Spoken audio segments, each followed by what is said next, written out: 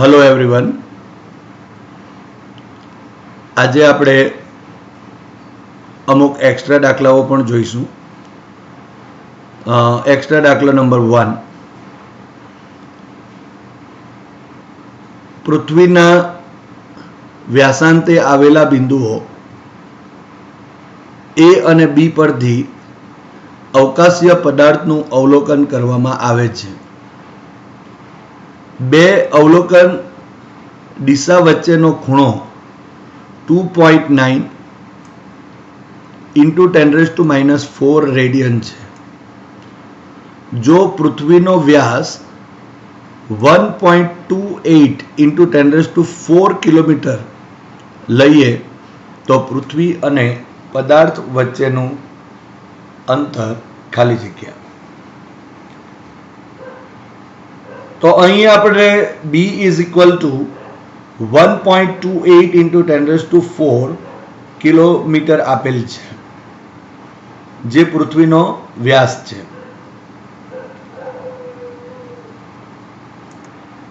માટે b = 1.28 × 10⁷ metre, કારણ કે 1 કિલોમીટર = 10⁻³ મીટર થશે.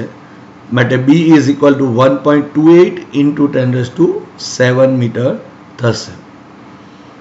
હવે θ = 2.9 × 10⁻⁴ રેડિયન આપેલ છે. માટે પૃથ્વી અને પદાર્થ વચ્ચેનું જે અંતર એ કેપિટલ D = b/θ થશે. સો is equal two 1.28 × 10⁷ divided by 2.9 × 10⁻⁴ થશે. હવે આ 10⁻⁴ છે, એને અંશમાં લઈ જઈએ એટલે 10⁻+4 થાય. માટે 10⁷ × 10⁴, સો 10⁻11 થયા. અને 1.28 ડિવાઇડેડ બાય આપણે 2.9 કરીએ તો 0.44138 મળે છે. માટે D = 0.44138 × 10⁻11 થશે. હવે આ જે દશાંશ ચિહ્ન છે એને એક સ્ટેપ જો આ રીતે જમણી બાજુ ખસેડીએ તો અહીં 10⁻⁻1 થયું. માટે 10⁻⁻1 અને 10⁻11, સો બાકી રહેશે 10⁻10 મીટર અહીં થશે. બરાબર. સો અહીં D = 4.4138 × 10⁻10 મીટર થયું એમ કહેવાશે. હવે એક બીજા એક્સ્ટ્રા દાખલાની ચર્ચા કરીએ. જ્યારે 5 ± 0.5 એમ્પિયરનો વિદ્યુત પ્રવાહ તારમાંથી પસાર થાય છે ત્યારે 40 ± 1 વોલ્ટનો વિદ્યુત સ્થિતિમાનનો તફાવત ઉદ્ભવે છે. તો આ તારનો અવરોધ ખાલી જગ્યા છે. હવે આપણને અહીં જે ત્રુટિ સાથે આપેલ જે કિંમતો છે એ કિંમતો પરથી આપણે તારનો અવરોધ શોધવાનો છે. તો સૌપ્રથમ આપણે વિદ્યુત પ્રવાહ લખી દઈએ. તો ધારો કે એને I' કહીએ તો ઇઝ ઇક્વલ ટુ 5 ± 0.5 એમ્પિયર થાય. જ્યાં અહીં 5 એ I = 5 એમ્પિયર છે અને 0.5 એને આપણે ડેલ્ટા I કહીશું, ઇઝ ઇક્વલ ટુ 0.5 એમ્પિયર થશે. એ જ રીતે જો વોલ્ટેજને આપણે એટલે કે વિદ્યુત સ્થિતિમાનના તફાવતને V' વડે દર્શાવી દઈએ તો ઇઝ ઇક્વલ ટુ 40 ± 1 વોલ્ટ છે. જ્યાં 40 એટલે V = 40 વોલ્ટ અને 1 એ ડેલ્ટા V થશે. ડેલ્ટા V = 1 વોલ્ટ થયું એમ કહેવાય.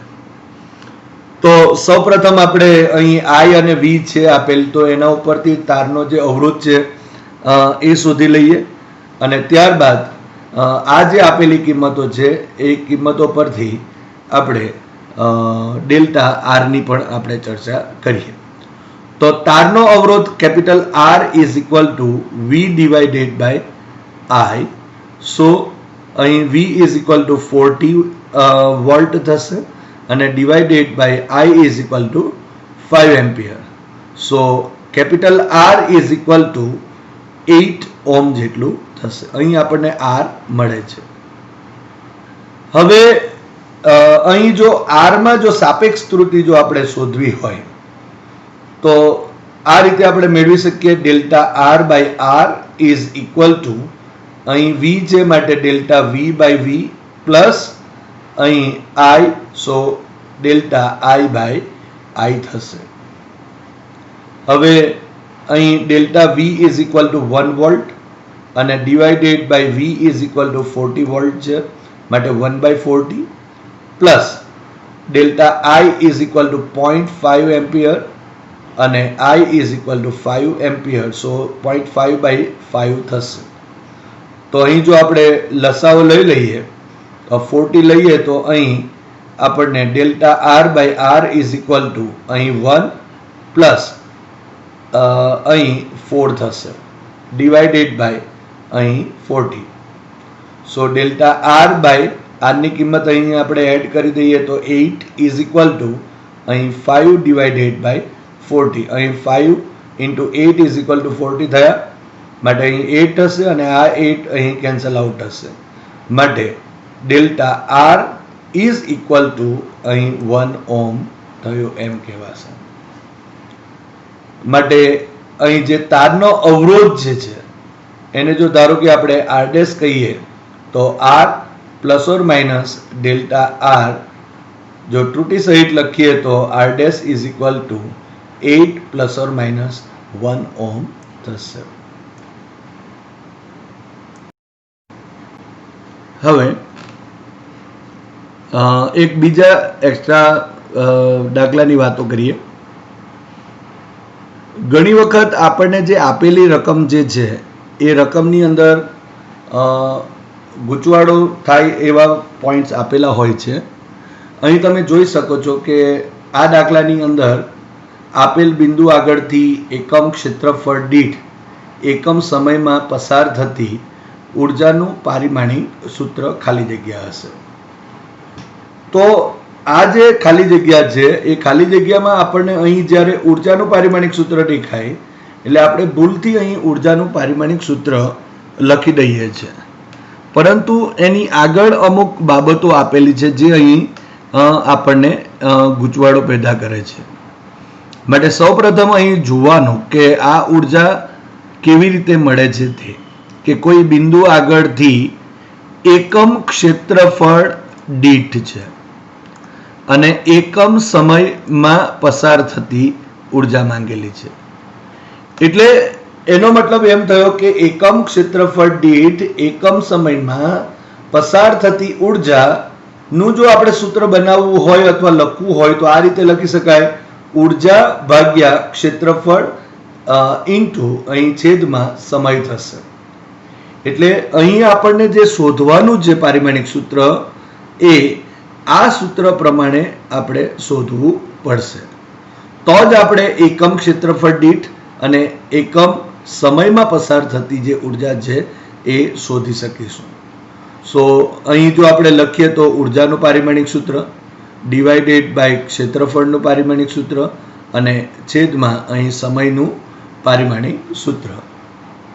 તો ઉર્જાનું પારિમાણિક સૂત્ર આપણને ખબર છે m1 L2 T⁻⁻2 અને ડિવાઇડેડ બાય L2 અને T⁻1 જે ક્ષેત્રફળનું છે તે L2 અને સમય માટે T1 થશે.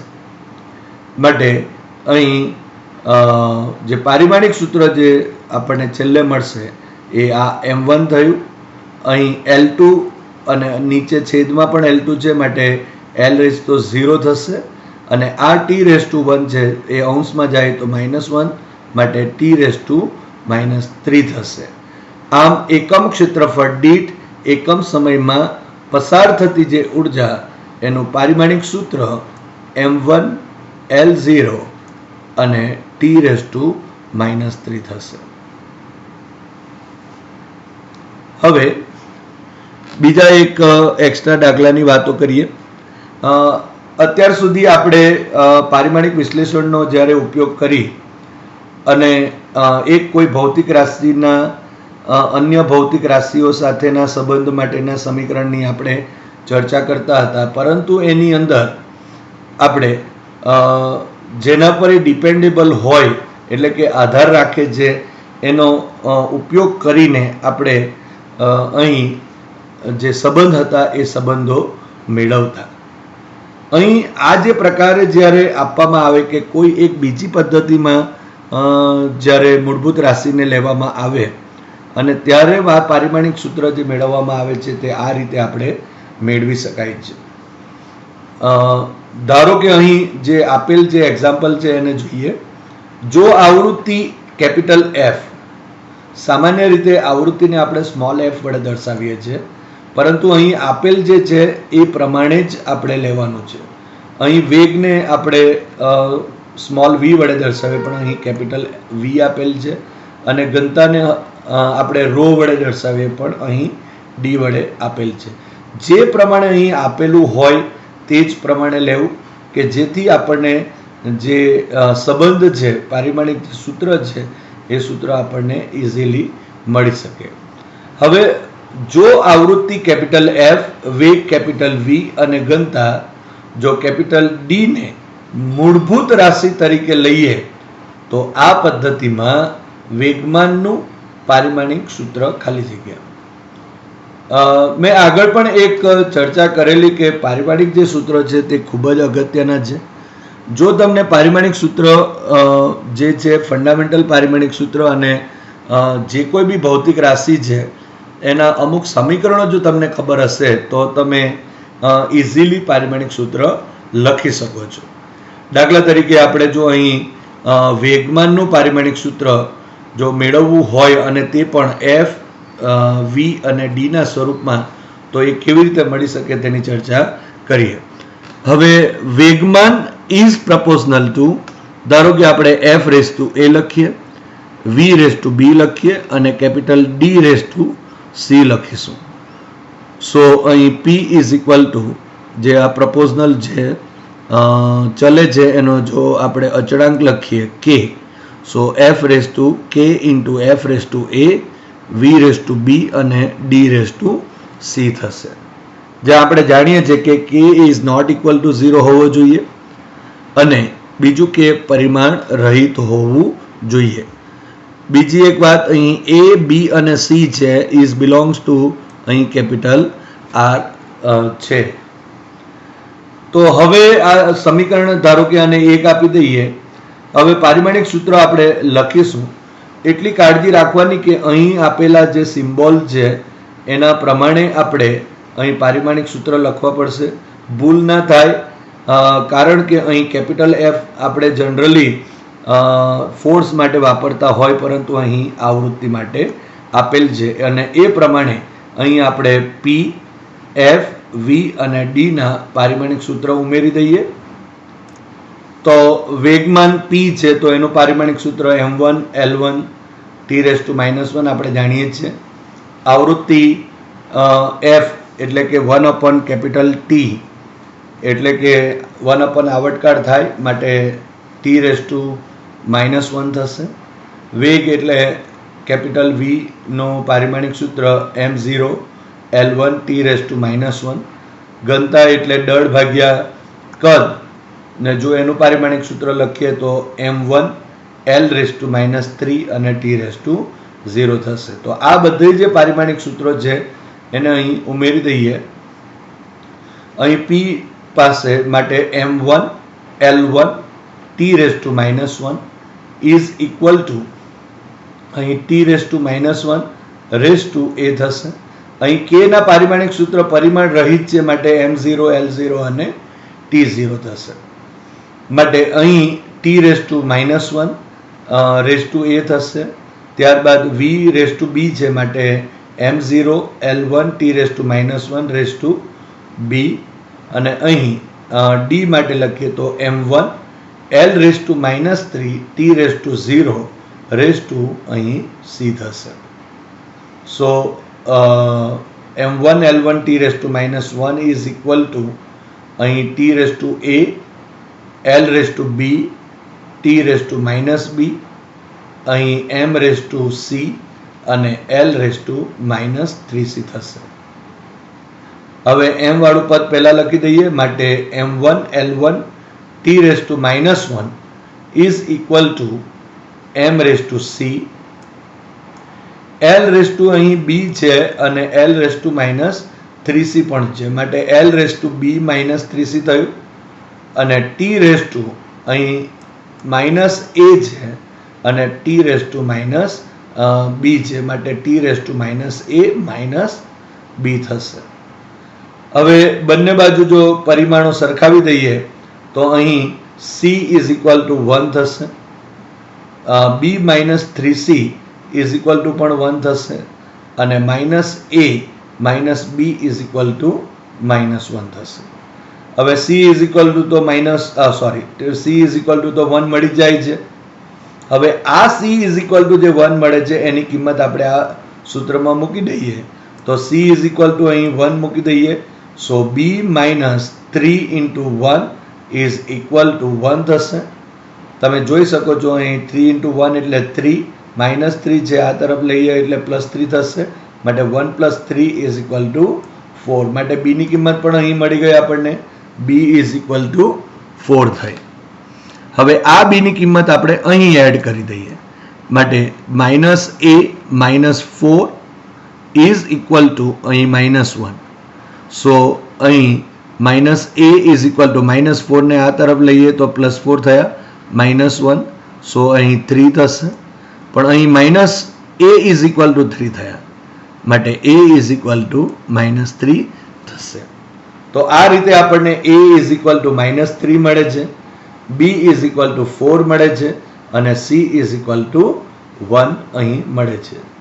તો સમીકરણ નંબર 1 પરથી જો આપણે લખીએ તો રેખીય વેગમાન જે p is equal to k f raise to a v raise to b અને capital D raise to c થશે. તો આ જે કિંમતો છે તે અહીં ઉમેરી દઈએ તો માટે p is equal to k f raise to a ની કિંમત -3, અહીં v રેઝ ટુ b ની કિંમત 4 થશે અને d રેઝ ટુ c તો c ની કિંમત 1 થશે. So p is equal to k f raise to -3 v raise to 4 અને d રેઝ ટુ 1 થયું. હવે જો k ઇઝ ઇક્વલ ટુ જો 1 લઈ લઈએ તો અહીં p નું પારિમાણિક સૂત્ર એ f v અને d ના સ્વરૂપમાં લખીએ તો f raise to -3 v raise to 4 અને d રેઝ ટુ 1 થશે.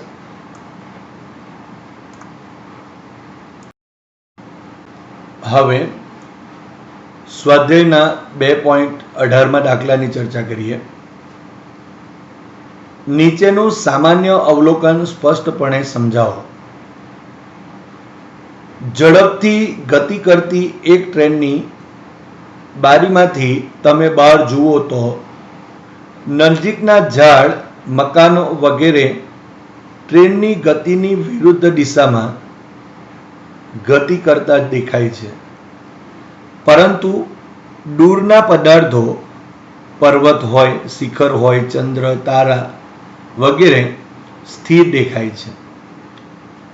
હકીકતમાં તમે ગતિ કરી રહ્યા હોવા અંગે સભાન હોવાથી આ દૂરના પદાર્થો તમારી સાથે ગતિ કરતા જણાય છે. સામાન્ય રીતે આપણો જે અનુભવ છે કે જ્યારે આપણે ગતિ કરતી ટ્રેનની અંદર બેઠા હોય અથવા તો બસમાં હોય કે કારમાં હોય તો શું આપણે જ્યારે બારીની બહાર જોઈએ છીએ ત્યારે નજીકના જે ઝાડ હોય, મકાનો હોય એ આપણી જે ટ્રેન છે એ આગળ જતી હોય અને પાછળ એ ગતિ કરતા હોય એમ જણાય છે. પરંતુ એ હકીકતમાં તો ત્યાંના ત્યાં જ છે, પણ આપણને એવું ભાસ થાય છે અથવા તો એમ કહી શકાય કે એવું જણાય છે કે જે મકાનો છે, જે ઝાડ છે એ આપણી ગતિની વિરુદ્ધ દિશામાં જતા હોય. જ્યારે આપણે દૂરની કઈ વસ્તુ જોઈએ, ધારો કે પર્વત હોય કે પછી તારા હોય, ચંદ્ર હોય, તો જાણે કે આપણી સાથે જ આવતા હોય એવું આપણને લાગે છે. તો એનું મૂળ કારણ શું છે?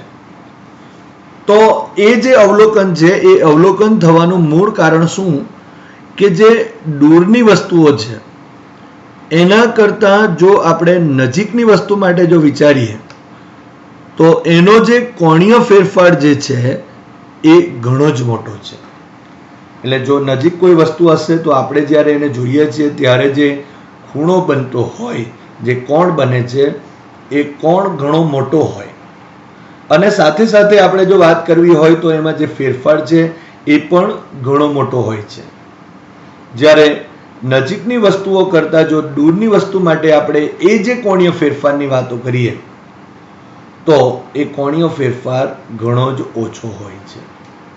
અને તેથી આપણે દૂરના જે પદાર્થો છે એ પદાર્થો સાથે આપણી સાથે જ આવતા હોય એવો આપણને આભાસ થાય છે, અથવા તો આપણને સ્થિર દેખાય છે.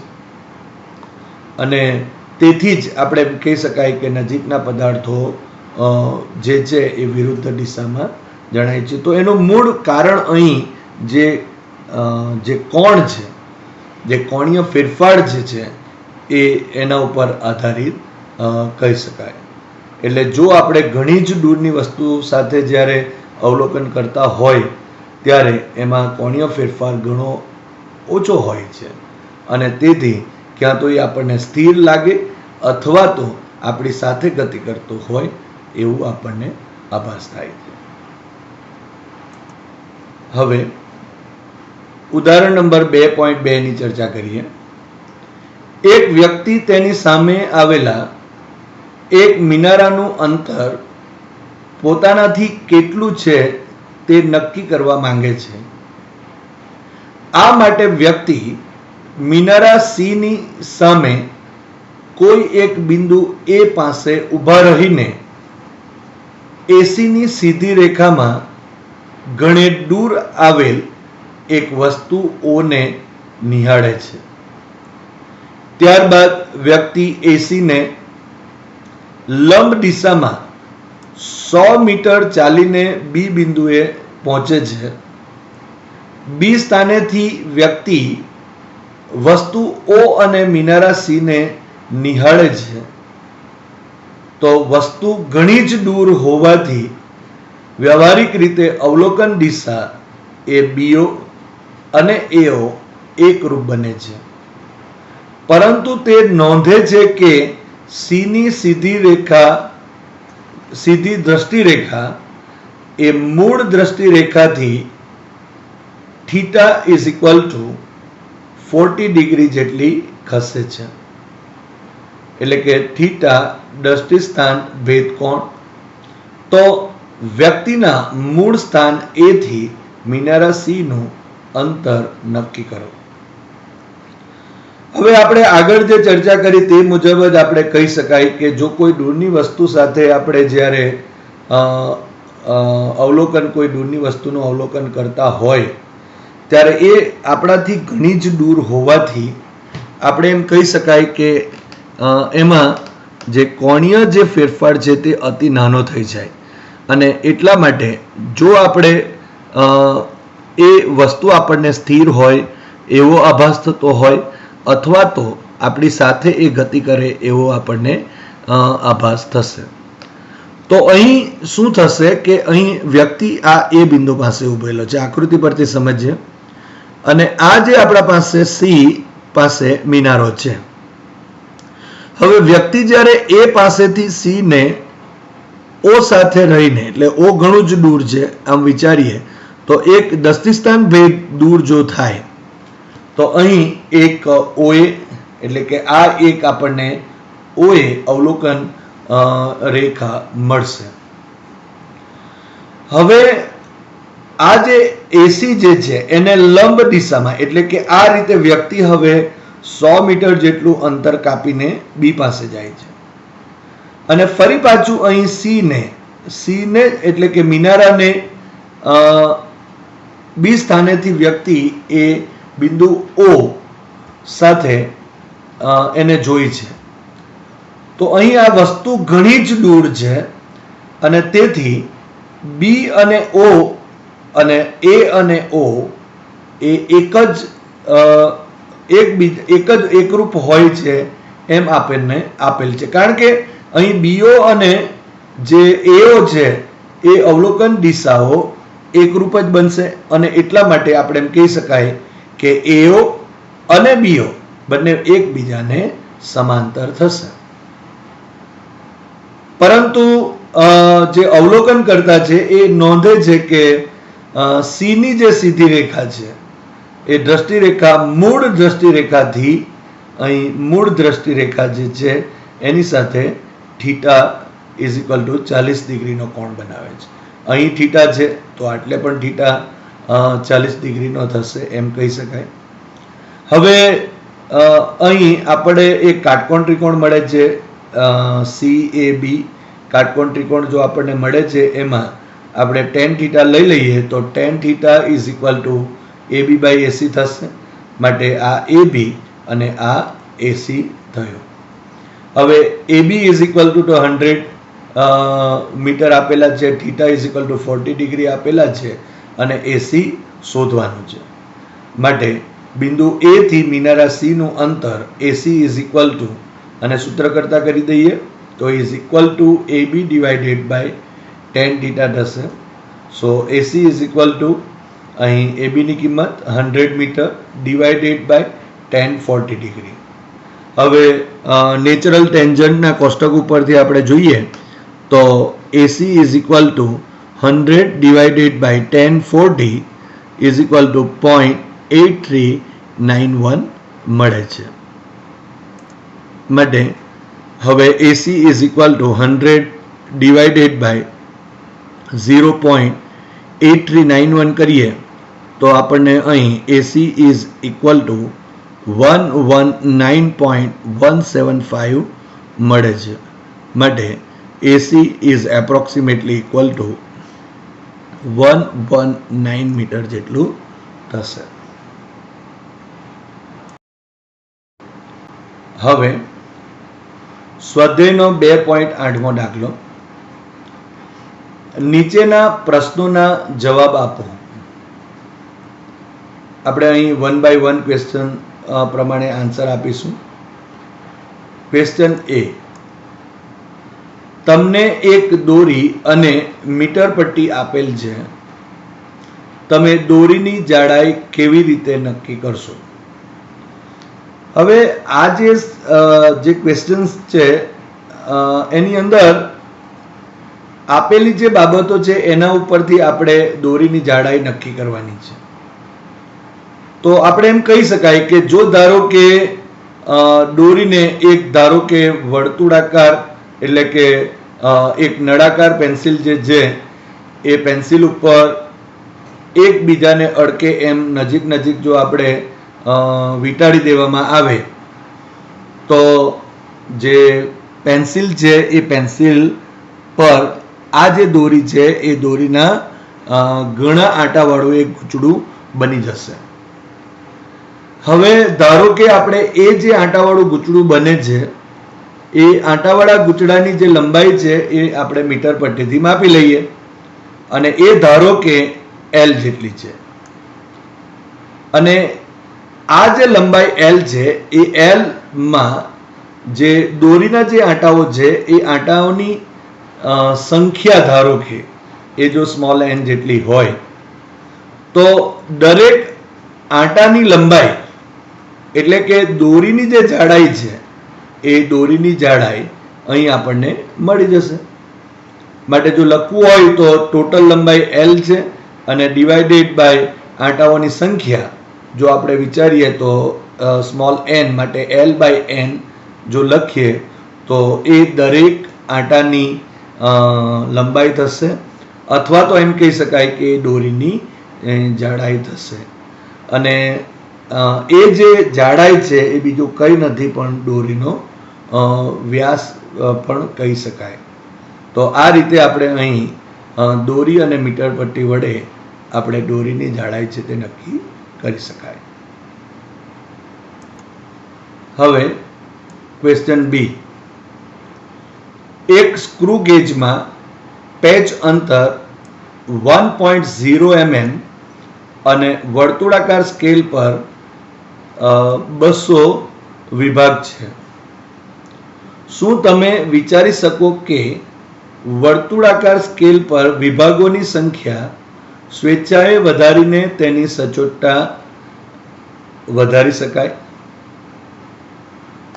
તો આપણે જાણીએ છીએ કે જો આપણે સ્ક્રૂ ગેજની વાતો કરીએ તો એનું લઘુત્તમ માપ જો આપણે લખવું હોય તો ઇઝ ઇક્વલ ટુ પેચ અંતર ભાગ્યા વર્તુળાકાર સ્કેલ પરના વિભાગોની સંખ્યા. હવે પેચ અંતર તો આપણે 1.0 mm જ આપેલું છે, પણ જો ધારો કે વર્તુળાકાર સ્કેલ પરના વિભાગોની સંખ્યા એ 200 ને બદલે જો વધારી દઈએ તો અહીં સ્ક્રૂ ગેજ છે એ સ્ક્રૂ ગેજનું લઘુત્તમ માપ ઘટી જશે અને તેથી આપણે એમ કહી શકાય કે આ સ્ક્રૂ ગેજ વડે જે માપન થાય એ માપન વધુ ચોકસાઈવાળું બની શકે. પરંતુ અહીં સ્વેચ્છાએ જો આપણે ઘણી બધી જે વિભાગોની સંખ્યા જો વધારી દઈએ તો અમુક વખતે મુશ્કેલીઓ આવશે, અમુક ત્રુટિ પણ આવી શકે. કારણ કે જો આપણે વર્તુળાકાર સ્કેલ ઉપર વિભાગોની સંખ્યા જ્યારે વધારીએ ત્યારે આપણે જાણીએ છીએ કે એ જે વર્તુળાકાર જે ભાગ છે એની અંદર જો 200 ના બદલે ધારો કે આપણે 500 કરવા હોય તો એ નજીક નજીક આપણે કાપાઓ કરવા પડે વિભાગો કરવા માટે, અને એ વિભાગોની જે સંખ્યા છે એ સંખ્યા વધારીએ ત્યારે આપણે એકદમ નજીક નજીક એને વિભાગોની સંખ્યા કરવી પડે. અને તેથી શું થશે કે માનવ જે આંખ છે એની વિભેદન ઘણી જ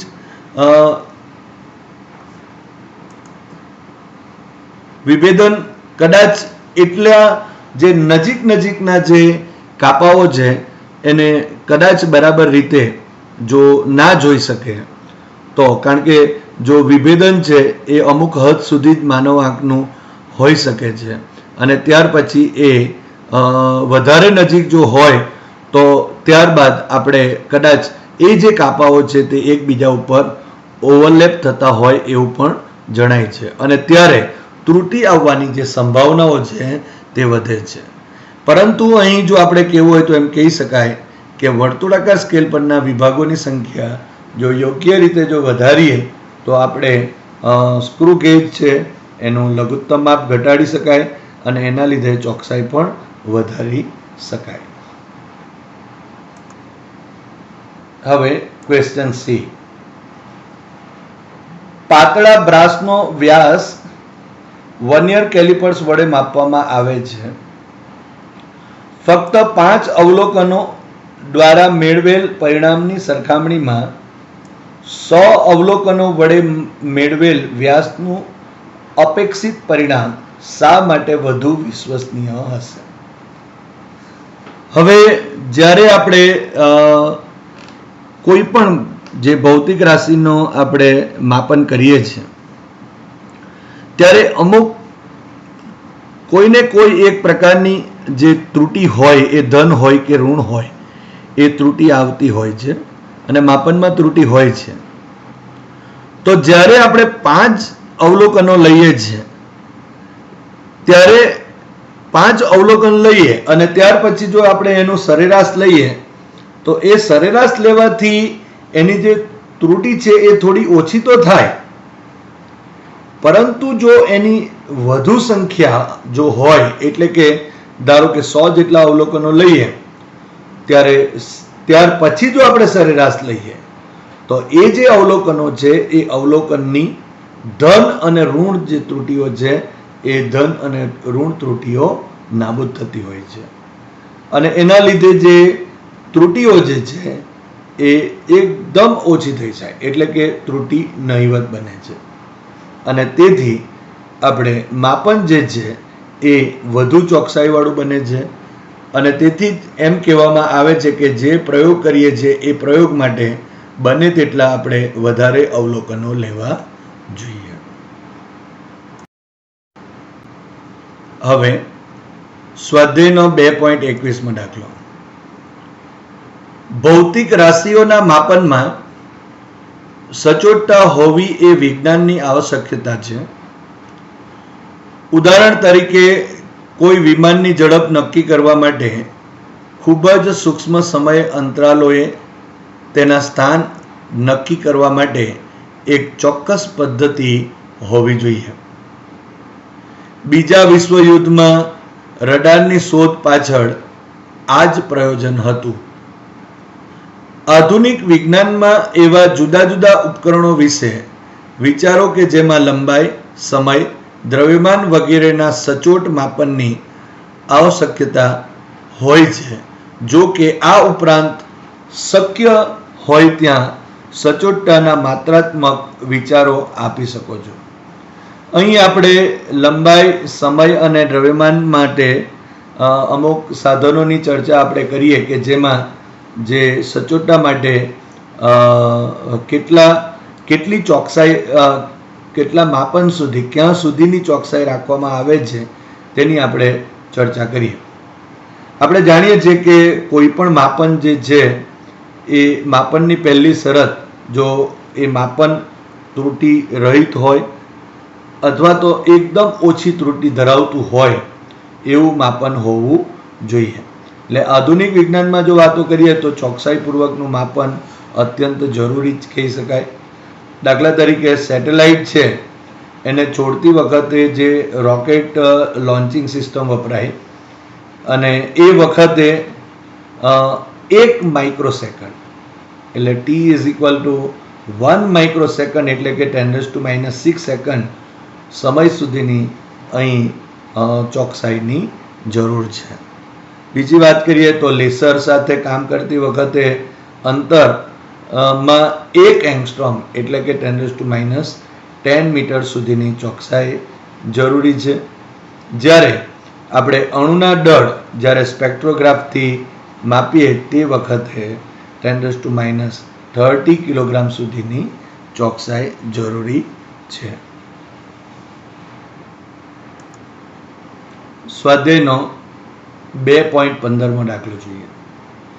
એક વિદ્યાર્થી ભૌતિક વિજ્ઞાનમાં પ્રચલિત એવો કોઈ કણના ચલિત દળ m, સ્થિર દળ m0 તથા કણનો વેગ v અને પ્રકાશની ઝડપ c વચ્ચેનો સંબંધ લગભગ સાચો યાદ રાખીને લખે છે. પરંતુ અચળાંક c ક્યાં મૂકવો તે ભૂલી જાય છે. તે m = m0 divided by 1 - v²⁴ લખે છે. તો અનુમાન કરો કે c ને ક્યાં મૂકવો જોઈએ. હવે આપણે જાણીએ છીએ પારિમાણિક દ્રષ્ટિએ કોઈ પણ સમીકરણ જે છે એ યથાર્થ હોવું જોઈએ અને એની પહેલી શરત એ કે ડાબી બાજુના પરિમાણો અને જમણી બાજુના પરિમાણો સમાન હોવા જોઈએ. હવે અહીં ડાબી બાજુ તમે જોઈ શકો છો દળનું પરિમાણ છે અને અહીં દળનું પણ પરિમાણ છે અને સાથે છેદમાં પણ આપણને જે સમીકરણ આપેલું છે એનું પણ એક પરિમાણ હશે. એટલે જો આપણે કહીએ તો પારિમાણિક દ્રષ્ટિએ જો આ વિધાન સાચું ત્યારે જ બને કે જો આ છેદ જે છે એનું જે પારિમાણિક સૂત્ર છે અથવા તો પરિમાણો છે એ પરિમાણ રહિત હોવા જોઈએ.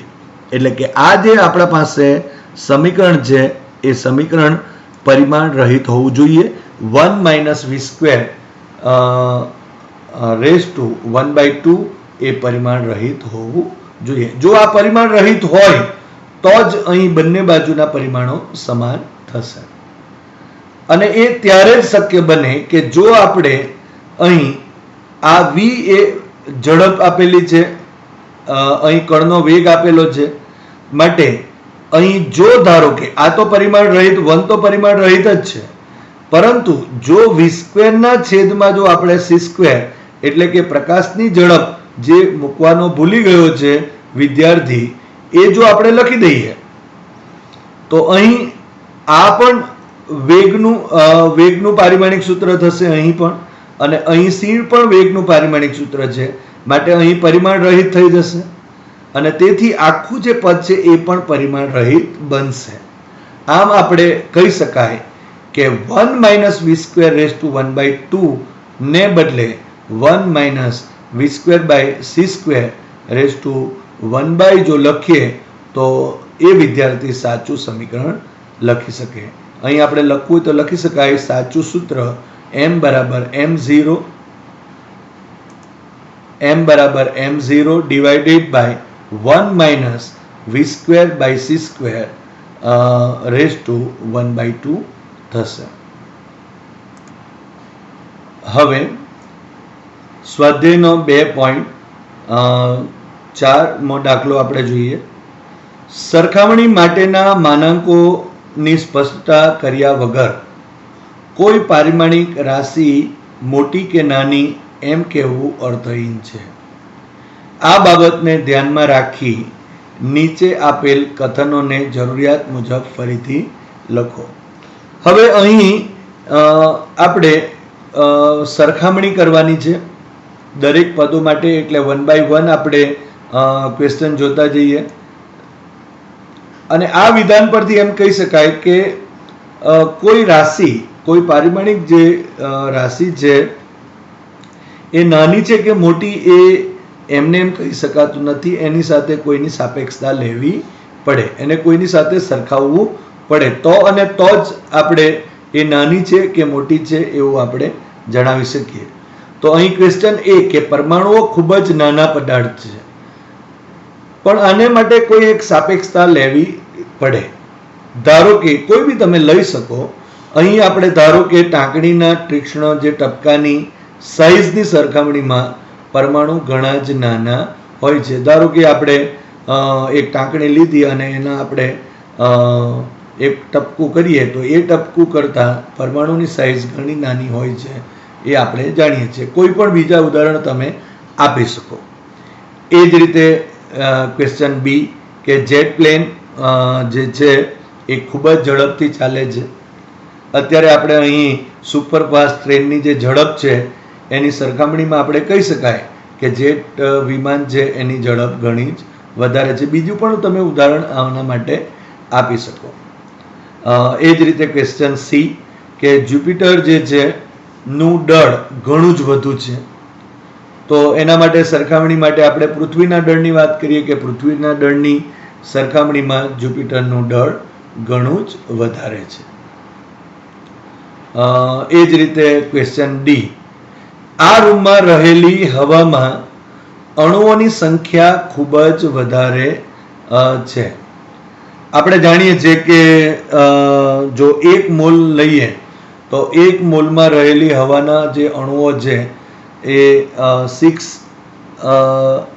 × 10⁻23 હોય છે.